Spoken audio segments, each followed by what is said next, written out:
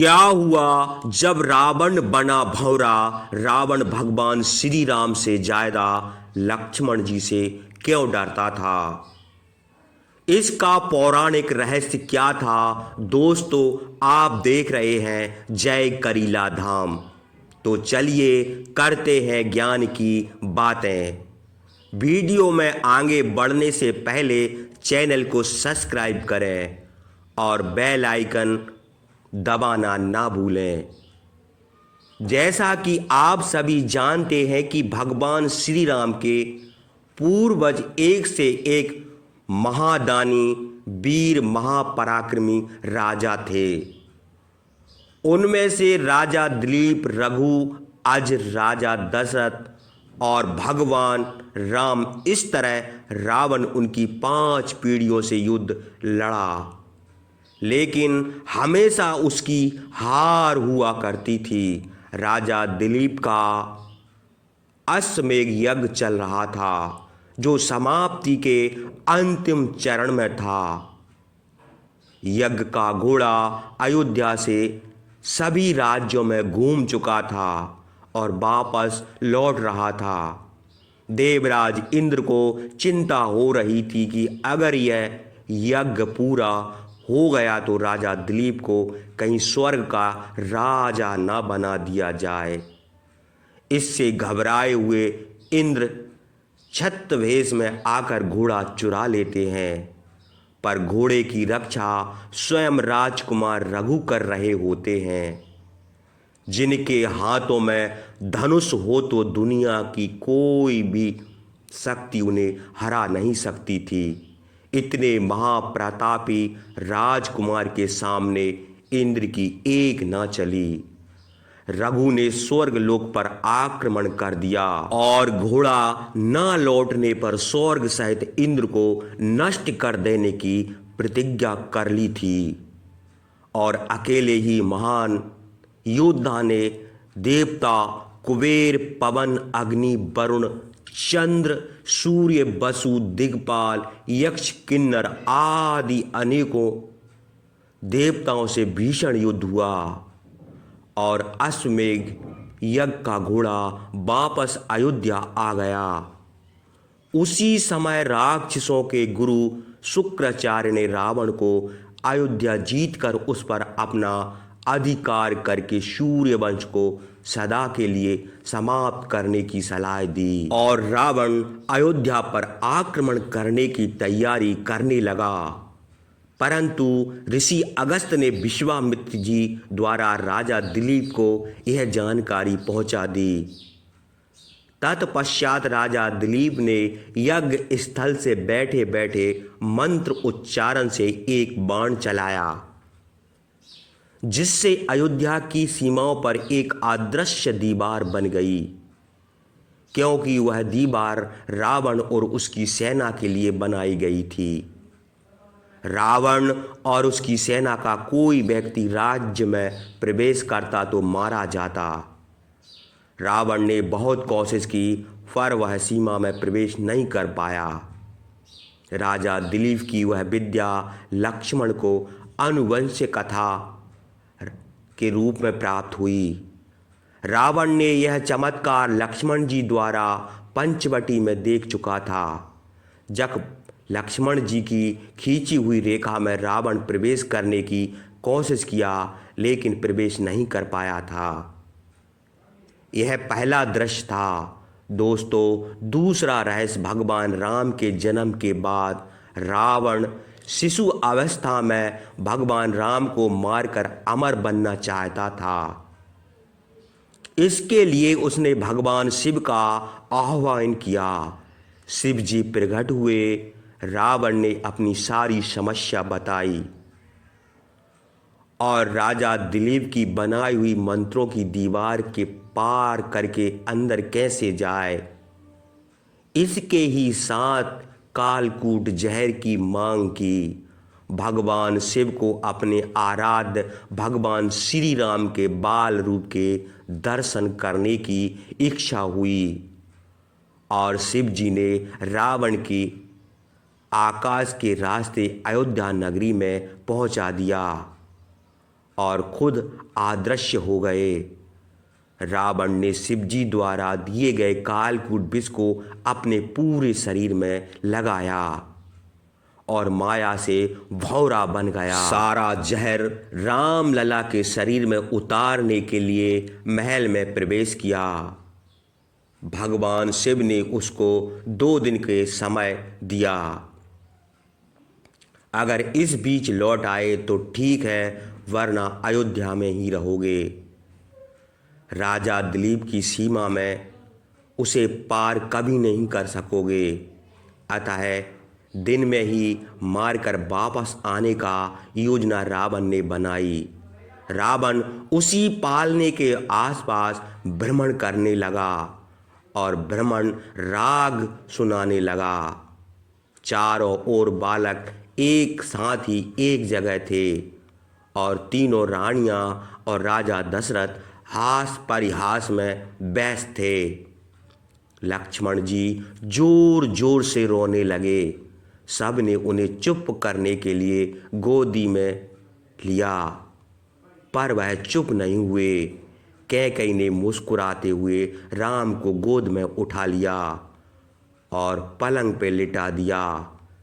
तत्पश्चात लक्ष्मण को गोद में लेकर इधर उधर घूम रही थीं कि राम के पास आईं और लक्ष्मण जी को वहीं लिटा दिया। यह देख लक्ष्मण जी जोर जोर से और रोने लगे। लेकिन जब भगवान राम के साथ लक्ष्मण जी को सुलाते ही बिल्कुल चुप हो गए और हंसने लगे। यह देख माता कैकेयी ने भगवान राम और लक्ष्मण जी को एक ही पलंग पर छोड़कर राजा दशरथ जी के साथ चौसर खेल में लग गई।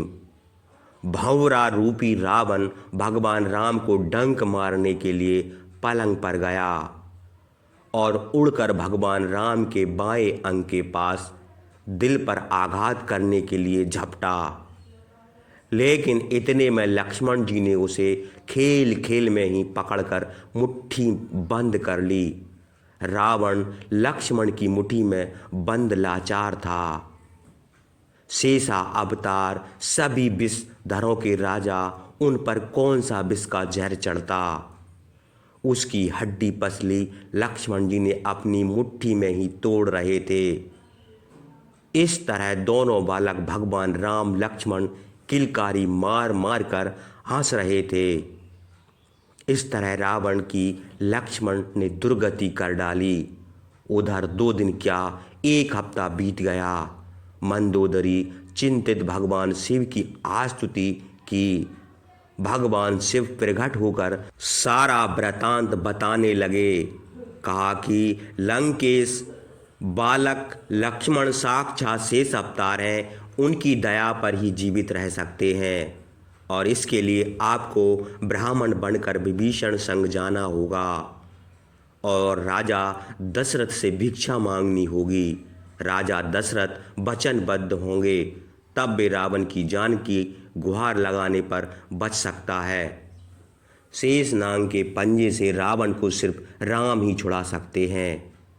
आपके साथ मैं भी चलूँगा और प्रभु के बाल रूप के दर्शन करूँगा।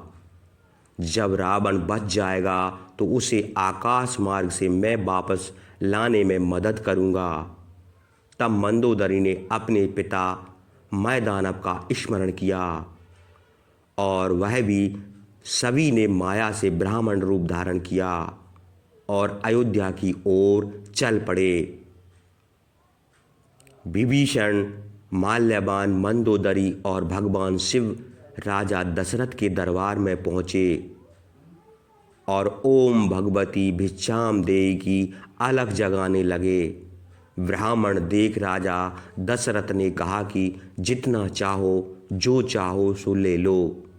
तब विभीषण ने कहा कि आप संकल्पबद्ध हो तभी हम मांगेंगे। राजा दशरथ ने संकल्प करके फिर पूछा। तब विभीषण ने अपना परिचय देकर अपने बड़े भाई को मुक्त करने की प्रार्थना की। यह सुन राजा दशरथ सहित तीनों रानियां घोर आश्चर्य में पड़ गए। तब राजा दशरथ बोले, जब हमने कोई युद्ध नहीं किया और किसी रावण को बंदी नहीं बनाया तो मुक्त किसको करें? मैं वचनबद्ध हूँ, मुझे बताओ किस देव दानव ने उसे बंदी बनाया है? मैं युद्ध करके उसे मुक्त कराऊंगा। ब्राह्मण रूपी भगवान शिव बोले कि रावण आपके महल में कैद है, आपके पुत्रों ने उसको बंदी बनाए हुए, आप अपने पुत्रों को बुलाएं या हमें उनके पास ले चलें। तब राजा दशरथ को क्रोध आ गया और माल्यवान को ओर देखकर बोले, यह ब्राह्मण कैसी अनगल बातें कर रहा है?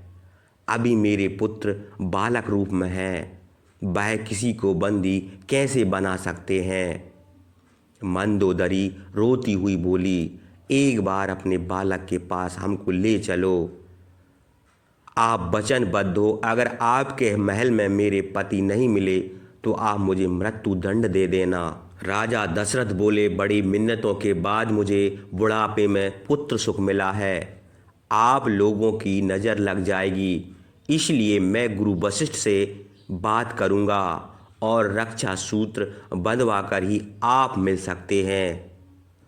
तब गुरु वशिष्ठ सबको रक्षा सूत्र बांधते हैं, परंतु प्रथम ऋषि भला भगवान भोले को कैसे नहीं पहचानते। अंत में ऋषि वशिष्ठ खुद सबके साथ महल में गए, जहां चारों बालक पालने में लेटे हुए थे। भगवान प्रभु राम के रूप को देखकर भगवान शिव मनमग्न हो गए और वहीं प्रभु राम से विनती करने लगे। भगवान शिव की आंखों से अनवरत आंसू की धारा बहने लगी, जो प्रेम की आंसू की धारा थी। यह देखकर माताएं राजा दशरथ सहित आश्चर्यचकित हो गए। भगवान शिव ने प्रभु से स्तुति उपरांत रावण को मुक्त करने की प्रार्थना की।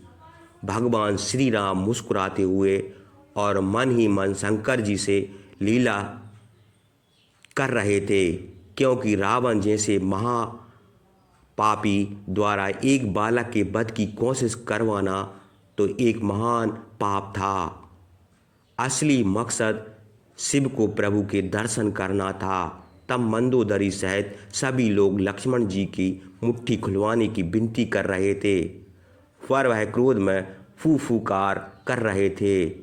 दासी माताएं राजा सब ने ताकत लगा दी, पर बालक की मुट्ठी उतनी ही बनती जा रही थी। रावण की हड्डियों का चूरा बन गया। रावण अधमरा हो गया, त्राय त्रायमाम करने लगा, शिव की आराधना कर रहा था। इधर ब्राह्मण रूपी शिव बालक रूपी भगवान राम से प्रार्थना कर रहे थे, एक टक एक दूसरे को देख रहे थे, वास्तव में एक दूसरे के कुशल पूछ रहे थे। अंत में प्रभु शिव ने रावण को मुक्त कराने की प्रार्थना की। भगवान राम का इशारा मिलते ही लक्ष्मण ने हाथों की मुट्ठी खोल दी और अधमरा भंवरा जो रावण बना हुआ था वह बाहर आते ही उसकी माया लुप्त हो गई, अपने असली रूप में आ गया और उसने राजा दशरथ से माफ़ी मांगी। कई दिनों तक भूखे प्यासे व्याकुल अधमरा हुआ रावण बड़ी मुश्किल से जान बचा पाया।